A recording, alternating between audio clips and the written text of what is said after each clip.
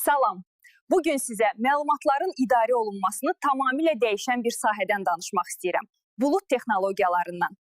Bulut texnologiyaları bizə faylları və proqramları kompüterdə deyil, internet üzərindən saxlamağa və işlətməyə imkan verir.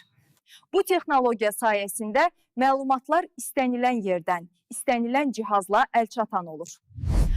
Bulut xidmətləri şirkətlərə daha az xərc ilə daha çox imkan yaradır. Çünki bahalı serverlər saxlamağa ehtiyac qalmır. Eyni zamanda bulut texnologiyaları böyük məlumatların emalı, süni intellektin tətbiqi və onlayn əməkdaşlıq üçün əsas platformadır.